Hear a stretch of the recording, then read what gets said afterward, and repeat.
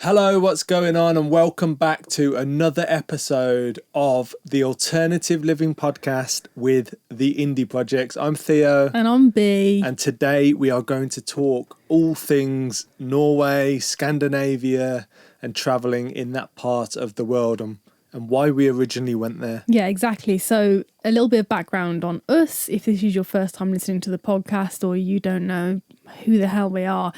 We have basically been living and travelling in vans for 5 years now, and our first ever trip, our big ass trip out to Europe in 2014 and 15 in our T4 took us to Scandinavia, which was an area of Europe that we completely and utterly fell in love with. And I know we mentioned this before on one of the other podcasts, I think, where I was Googling images of these places and we just had to go there. But it was stunning, and it's probably the best place we've ever been in the world for van life and living in a van. I can't disagree with that, and that's one of the things why Rewind. Why we wanted to talk about that today is because we're actually heading back up there this summer and autumn and possibly into winter. It all depends, and we've probably said it in other podcasts before. We do have plans, but our plans They our changed. Plans are flexible. Yeah, and our plans did change a little bit. Originally we were going directly from Portugal. Now we're going from the UK. So I can't wait. I cannot wait to get stuck in and just experience the magic that is Scandinavia in the north. Yeah, so I wanted to just kind of talk about our experience there last time, because we met back then when we went. I think we saw one other GB play when we were there, and we were absolutely shocked. There was not a hell of a lot of people travelling there in vans, and we got further north towards the end of the summer, coming into autumn, where a lot of people were now heading south. So it was really funny when we saw that GB plate. We were like, shall we go and talk to them? Oh my gosh, this is crazy. Back then, guys, there was hardly any people travelling in vans. Yeah. There was a couple of motorhomes and stuff like that. But van life is not what it was now. Especially in Scandinavia, where we'd gone to. Not many people would go that far north and, above the Arctic Circle. And so when you do see a GB plate, you're just like, wow, I feel like I can connect with them in some way. And now it's just like, yeah, so we're excited this summer. We already have heard of a lot of people are saying they're going up there. So we're really looking forward to bumping into people on the road. It's always a lot of fun. And we were thinking possibly maybe we'd do a meetup. Yeah. In like North Norway or something like that. That would be nice. So many people have said they're going to be there. It makes sense. It'll be really cool. Campfire. Yeah. Be really good. So the thing with Scandinavia and Norway especially is that a lot of people tend to avoid that area of Europe because it is the most expensive part of Europe to travel to. Fuel is expensive, food is expensive, alcohol is expensive, everything is expensive, but it's probably the biggest, camping is free. It's the biggest downside to travelling in Scandinavia is the expense, but if you need to lose a little bit of weight, then it's brilliant because, food is more expensive than other parts of mainland Europe and stuff like that, and the UK. But having said that, when we went, we had a budget and we did not go over the budget in Norway, and the budget was the same for all the European countries we went to. And it just didn't change, and we managed to survive, and we're still here, and we live to tell the tale. If you're wondering what the budget was, it was £750 a month. That was for the both of us together. So we did what? Sorry to interrupt again. I do think if you drink alcohol and you smoke cigarettes, it's going to be harder for you because alcohol is very expensive, smoking is very expensive. So if you do them things, then, it might be a little bit different to our experiences. Yeah, but breaking the budget down, so £350 of that went to food. It went to days out, if we were going to go to a museum or something, if we wanted to go on a boat ride. I don't know. I'm trying to think of random things you do when you're traveling. No, stuff like that. We tend to do kind of free activities. Yeah, so that would go for that, and then we'd spend £400 a month on fuel, because we did actually cover, I think it was 23,000 miles in a year. So we drove an awful lot, and fuel was expensive in Norway. So actually, we would sometimes dip more into our food for fuel, or vice versa. Especially when we were in the north, we actually didn't spend that much on fuel a month because we weren't traveling as much, because we kind of stayed in one area more. So we had a bit more money for food. So I guess we'd still be moving like every day or every other day, but the distance we moved was not that we would move in the south. In the south, everything's quite spread out, but in the north, there's a lot of places to see that are very close together. Yeah. So take the Lofoten Islands, for example. The Lofoten Islands aren't very big from top to bottom. I think about 150 kilometres, or do not take that as an exact. That is not exact, but it's roughly... Let's call it 150 kilometres, but within that 150 kilometres is so much to do, so much to see, so many hikes, so many beaches, that you can literally just stay in a spot and then the next day almost just drive a couple of miles to the next amazing spot. So it's not like in the south where we had to drive like for 100 kilometres or so. Exactly. So I wanted to talk about what it's like being in a van in Norway, especially. We did travel through Denmark. We were there for actually an entire month, and I remember at the time thinking, how are we going to spend more than a week in Denmark? There's no mountains here. But we were there for a month. There was some good beaches, and I think amazing. The weather really helped. Like we had amazing sunshine, so we were glorious. Well, if it's nice, let's stick about. So we travelled through Denmark for a month, then we were in Sweden for a little period of time before heading straight into Norway, because that was where we really wanted to get to first. And one of the things that is definitely worth mentioning about being in a van in Norway is that you don't really get airs. But that doesn't necessarily mean that you can't stay anywhere. Yeah. So let me just explain. With a lot of airs, especially in Portugal, Spain, Germany and France, a lot of airs will have places where you can empty your chemical toilet. Yeah. You can get water. Sometimes you can get electricity. I suggest if you do have a chemical toilet, to stay. Get a composting toilet. I thought you couldn't get composting toilets in vans. That's not true. That is not true. Check out Airheads, or just build your own. Composting toilets are amazing. And it means that, like, I would never go back to a chemical toilet now, just because, Hell no. like, why do I want to dictate my travel? And we've done this on whether a chemical toilet emptying points or public toilets where we can find and sneak in and empty the toilet. I don't want to live like that. Now we're just free. We can poo where we want. It's amazing. And I'd just like to point out, for anyone who is going to the Lofoten Islands, there are only 2 places that we know of where you're allowed to designatedly, officially empty your chemical toilet. Fun and funny memory of one of the places. Massive log rolling out. Sorry, we're pretty open in this podcast. We talk about poo. I'm sure it's on video as well. It is, but he's actually captured on video. I don't know did we actually put it in one of the videos though? I think it's in the first episode of our Van Life Europe video, which did actually start in Scandinavia. It's very funny. Me emptying the chemical toilet, because for some reason that was always my task. Not anymore. No, now we got thankfully. A composting toilet. But no, as I was saying, there are obviously places, there are amenities, but they're just definitely not like in France and places like that. But the thing with Scandinavia is that they have, and I'm going to totally not remember what the word is, they actively encourage wild camping. It's like Scotland, you know, you got, I think in Norway it's called like freedom to roam or something like that. In Norwegian, it's a special word. Freedom to roam, I'm sure that's what it's called. There are rules around it as well. That's what it would translate to anyway. Yeah, you can't just go and park wherever you want. You know, you still got to be very reasonable, responsible, private land, all that kind of stuff. But you got to remember, there's a lot less people in Norway. It's not as populated in the north, so there are less people, more parking spaces. Oh my gosh, yeah. So many wonderful places to stay. I mean, we pulled up to a wild camping spot before, which I think we have told this story before, and I got out to do my check of the when we park up in a spot, I'll get out, look at the van, just double check where we're parked.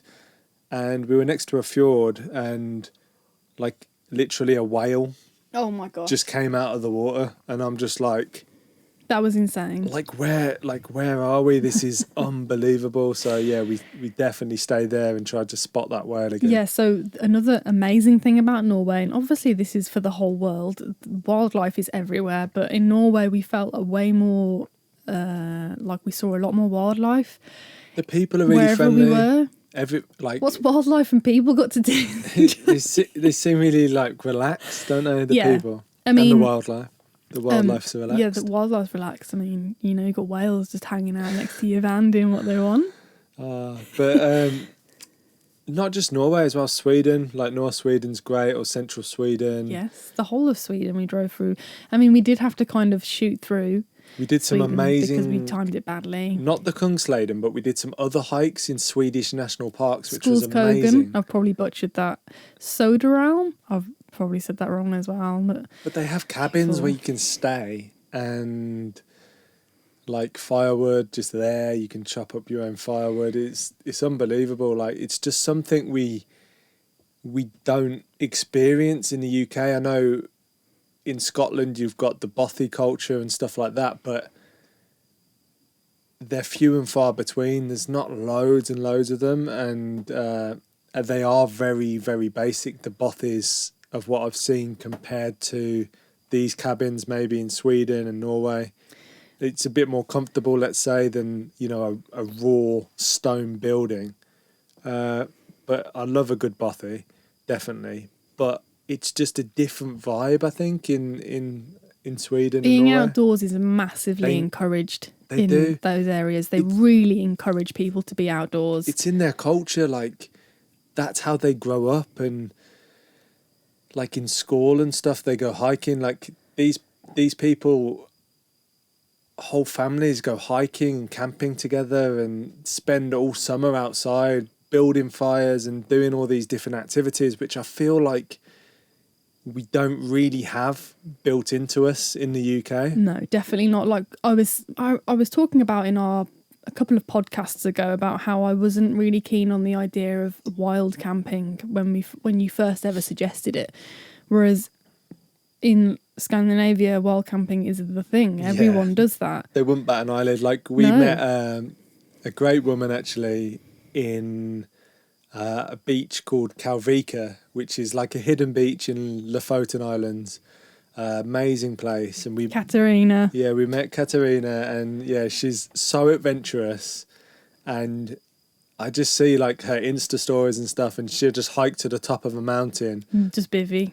There'll be snow, and she'll just whip out her sleeping bag and go to sleep, and that's normal for her. The night we met her, when we all stayed on that beach, she stayed outside. Yeah, she's just like on the beach. Oh, I don't need a tent. I'll just sleep next to the fire, and that's built into them, I think, because they're brought up that way and they're encouraged to do them things, and that's another reason why we love it. Mm-hmm. So I think what might be nice to talk about next is to maybe talk about some of the areas that we went to and why we really enjoyed them. And I kind of want to do it in a way that's like from the south up to the north. So Theo's immediately like, oh, what? I can remember. So I want to talk about Odda. I probably butchered that completely. I'm sorry if anyone who's listening to this and they're like, you're saying the place is wrong. I really do apologise, and I am going to double check next time. So what I remember about Odda is just it having an amazing lake, which was like turquoise. It was. You wanted to swim in it, but you knew it'd be incredibly soft.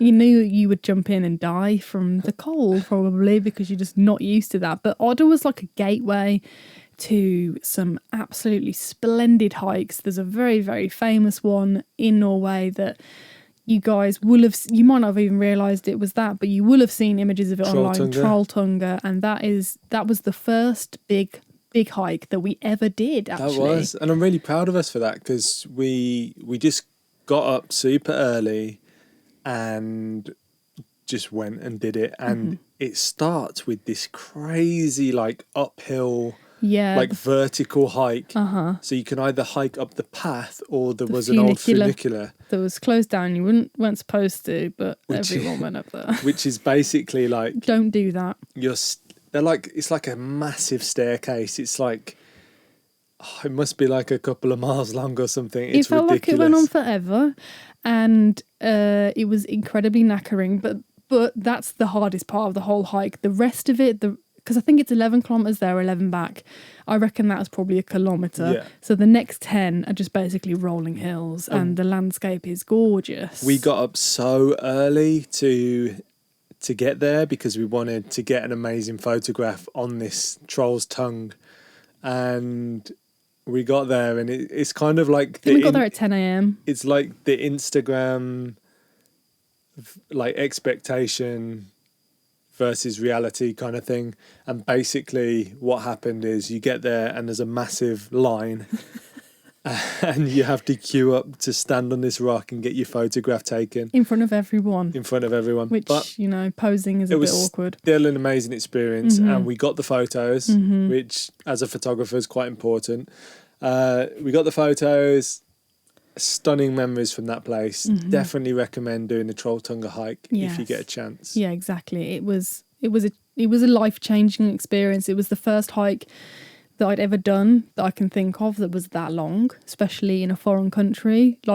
We definitely weren't the most prepared people of all time. We didn't even have special hiking backpacks then. I literally had a random backpack that was for fishing, that was very uncomfortable. Oh, it was. And, I think we probably just took a load of nuts with us and stuff like that we were like, nuts are supposed to give off energy and they're high fat and calories, so they're great for hiking. We've definitely learned a lot since then. Yeah, we've changed an awful lot. But that's the beauty of it. Anyone can hike. You can, as long as you're safe and you check the weather and you've got some sort of equipment, and generally on that hike, there's so many other people that you're always going to be fairly safe because you can't really get lost because there's so many other people creating a trail and it's easily signposted and that kind of thing. Yeah. So yeah, I wouldn't make the mistake and say go hiking with no equipment or anything like that. But I think with the basic equipment and some basic knowledge, I think you can always bring a map. You can do a lot. Exactly. Rather interestingly, this just shows how naive we were at the time. We wanted to get to Lofoten for Theo's birthday. And I think your birthday was in 3 days. I think it's nice when it's like, it's just another day really, isn't it? But well, it was your 25th. No, it was your 26th birthday. 26th birthday. And I'm like, I just want to, like, I've seen so much and I've heard so much about the Lofoten Islands. I just want to be there for my birthday. So I literally drove like a nutter. But we didn't realise that there isn't actually a full-on motorway the whole length of Norway. So prepare yourself. If you're in a mega rush and you just want to get straight to the north, I would suggest driving up through Sweden because there's no tolls. They have a motorway the whole way. Was it a German couple we met? And I was like, they were like, what are you doing? And I was like, so tomorrow we're going to jump on the motorway and head north, like all the way up to the Lofoten Islands. And they looked at me like, okay. And that's not what happens. But we did make it in 3 days.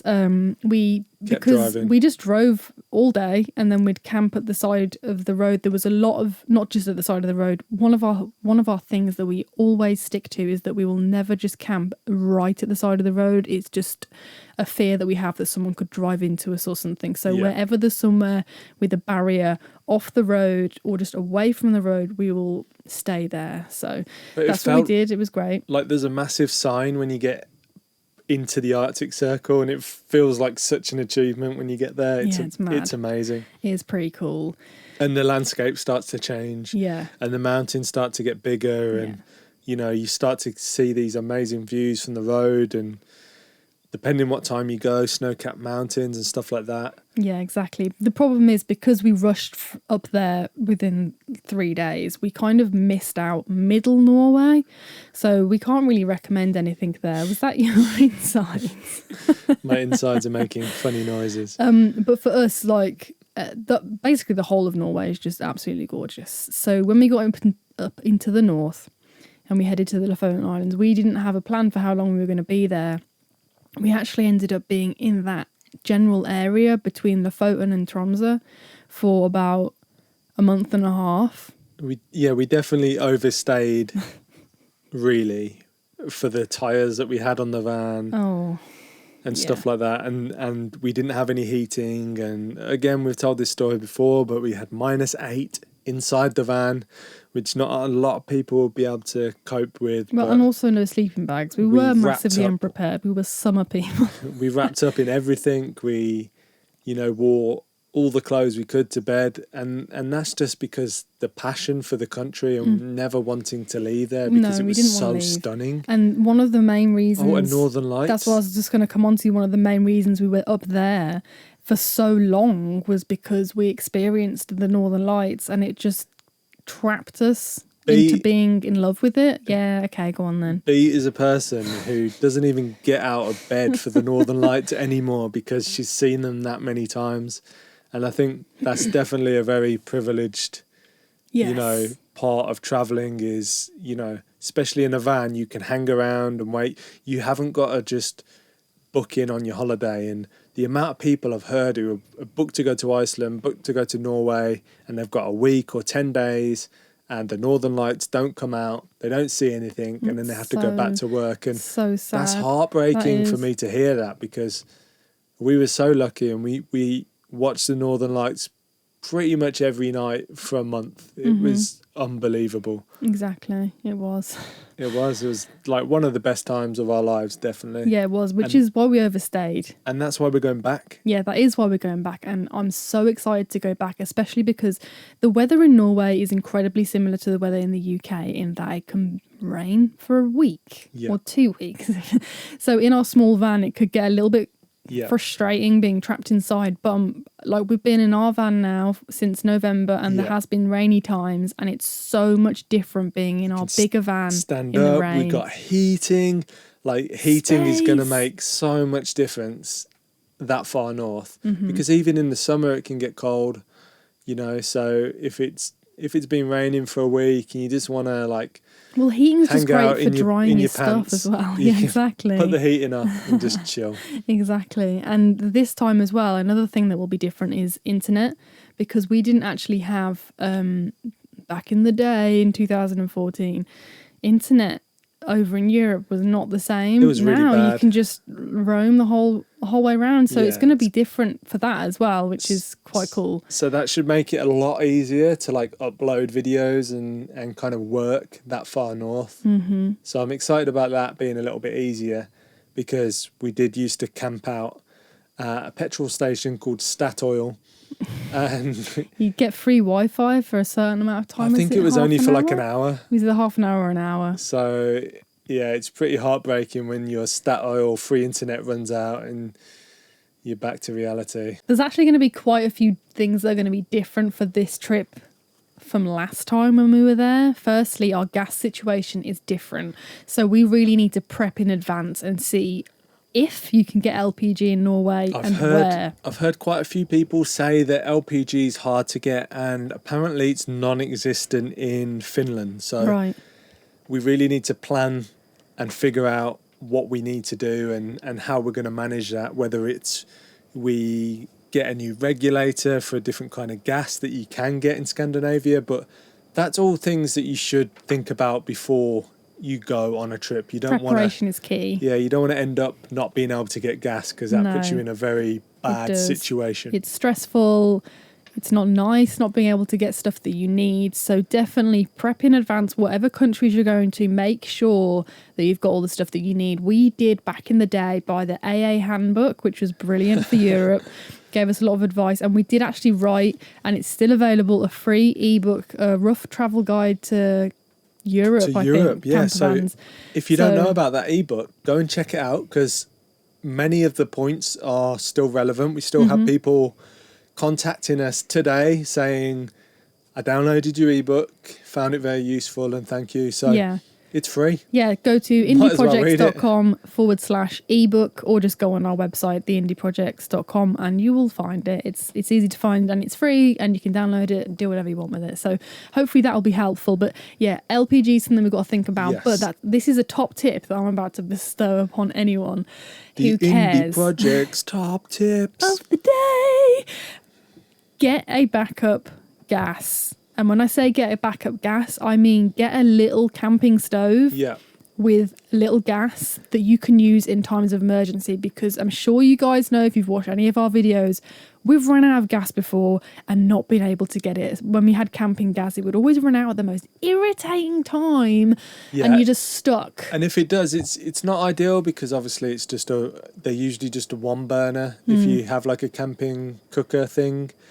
But at least that gets you out of a hole, and it means that you can finish cooking the meal that you were cooking. Because it's going to happen mid-meal. It will. It always happens mid-meal. And then you can obviously go and find gas the next day or something. Yeah, exactly. Like that. So you can get like a little camping stove for like a £5 or a £10. And then you can get the canisters for like a £5 or a £10, and just keep them in the van somewhere, just prepped. And a lot of the time, if you're parked up in a beautiful area, you might want to be outside and cook. So maybe you're next to a beach and you can go and sit, watch the sunset, and cook on the beach. It's a nice way of doing it. Mm-hmm. So it's useful to have that camping cooker just in case for them reasons as well. It's definitely got us out of a few sticky situations, because usually when we run out of gas, it'll be, we've just got the 32-hour ferry, and we've been driving all day and we're really tired, so let's stop and have a wonderful dinner. Let's just run out of gas 2 seconds after I've put everything on. Brilliant. But I've got a spare, so everything's fine.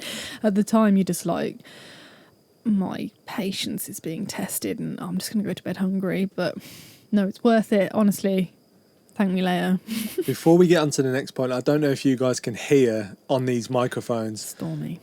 But there is a crazy storm literally blowing over right now. So if there's any knocks, any bangs, any branches fall on top of the caravan, you know what the reason is. It's been crazy weather the last few days, but it needs to get it out of its system. We do need rain in Portugal because, you know, it was looking a bit dry. Like, I know I'm going off topic, but on our land it was looking a bit dry and things were dying, and then a couple of days of rain makes all the difference and everything comes back to life and new flowers form. So yes, it's good.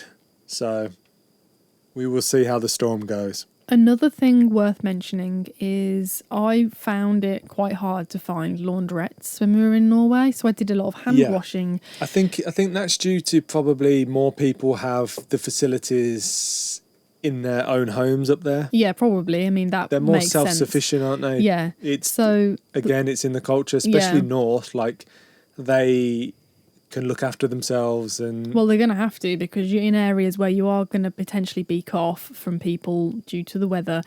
So the way I got around that was marinas always have facilities. And I don't know if that's the case now, but I don't know if we were supposed to. I don't know if it's whatever. Did find a marina on the Lofoten Islands, in Svolvær, which I will have butchered the name of. I apologise. That had a shower, washing machine and a dryer. Shower, toilet and washing machine. And a dryer.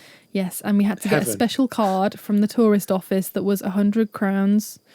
Which is like £10. I think it was about a tenner. And then you could just go in and do your business. So that was great, because I had laundry that needed doing, and a lot of people were like, just wash it by hand, let it dry.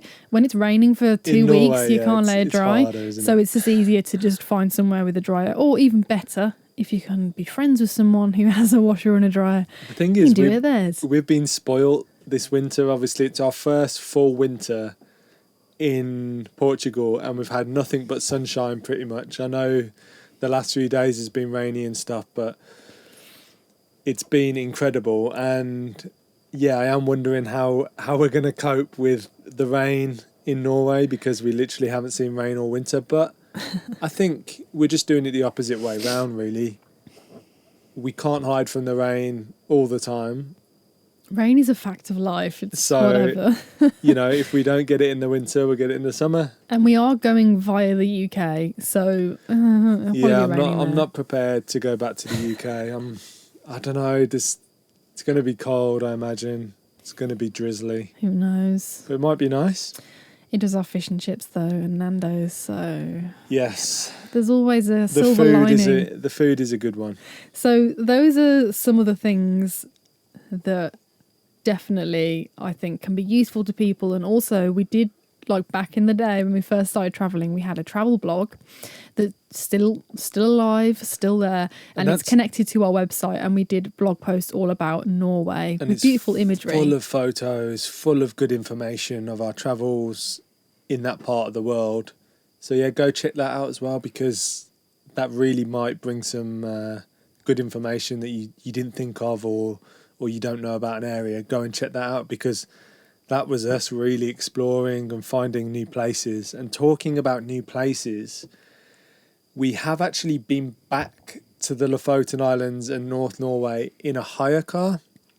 I think we did It that was for in my summer. birthday again, didn't we? No, it was in June. Okay, Your we didn't do birthday's that in for August. my birthday.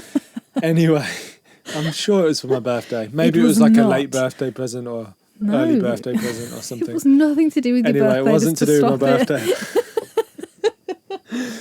And It was probably to do with the fact that you just got a drone. It was when you just got your drone. Yeah. Ginger, what are you doing? yeah, it was amazing actually to take the drone to Norway and get some incredible shots. And That was that's our what- first that's- experience of the midnight sun. No, but that's what I wanted to talk about. So we went for the midnight sun season, which we missed in our camper van because we were too far south.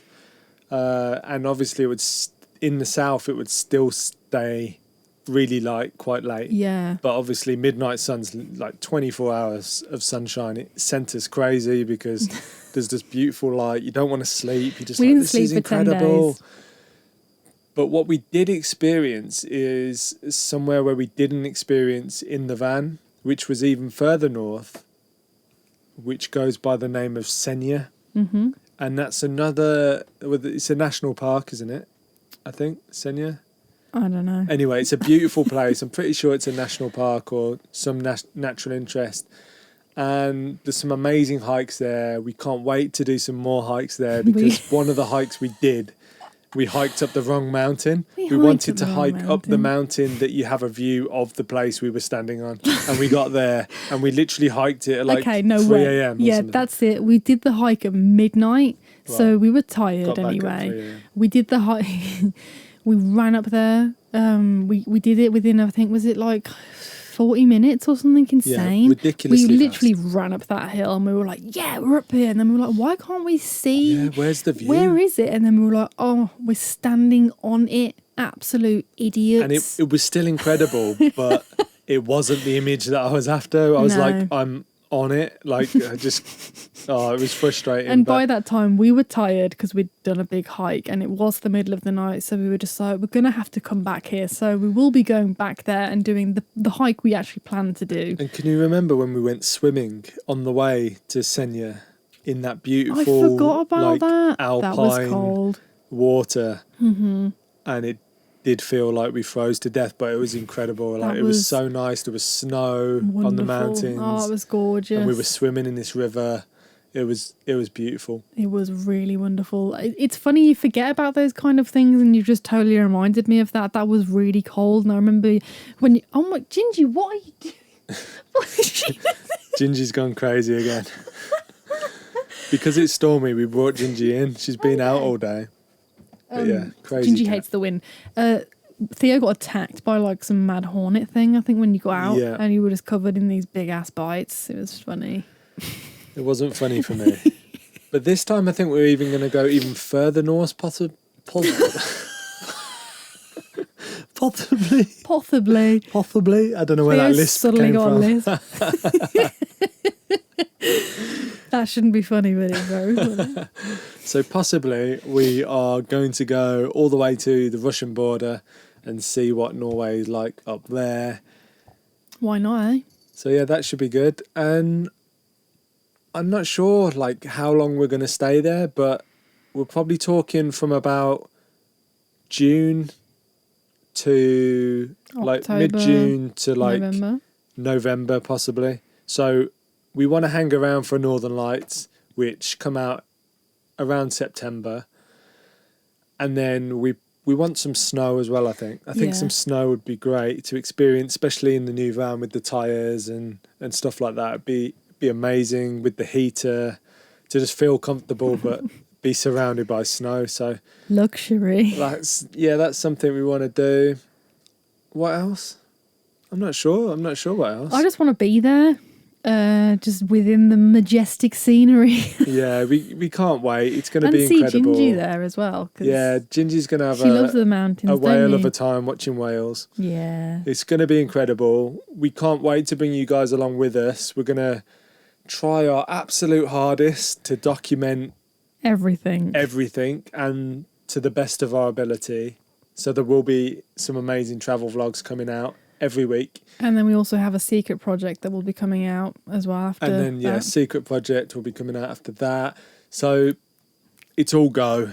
And I hope you found this podcast useful. Like, I hope we said some useful things and didn't just ramble on, chat about our memories. But it's good to sit down and relive them moments, because that is the reason we're going back, because we have such fond memories of them areas and them places that we just want to go and experience all again. So yeah, exactly. And if you've got any questions or anything you'd like to discuss, please leave them below in the comments. What? If you guys live in North Sweden, North Norway, North Finland, or just in Finland, we're driving through the whole of Finland, and have like tiny house or like tiny cabin or like really cool alternative living project that you're doing, please let us know, and maybe we can come and visit you and film it or just hang out. Yeah, that'd be really cool. We'd like to see what other people are doing, because that's one of our favourite things to do, and we love to share it as well, so hopefully you will want to share it too. But don't worry if you don't want to, we don't have to share it,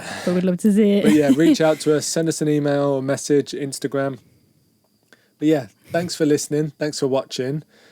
This is a podcast. So if you're watching it, but you haven't watched it, if you've watched it, I don't even know what I'm saying. I don't know what you're trying to say. I'm basically trying to say listened? If you watch them, but you also want to listen to it again, or you're traveling and you can't actually watch it because you need your eyes on the road, then you can download it. Yeah, if you head to theindieprojects.com/podcast, all of our podcasts are on there. You can direct download from the website, you get Spotify, iTunes and Spotify, and it probably comes up on other things that I don't even know about. So just, there you go. Go find it, audio and video. Yeah, that's it then. Thank you for joining us, and we will see you on the next poddy. Take care.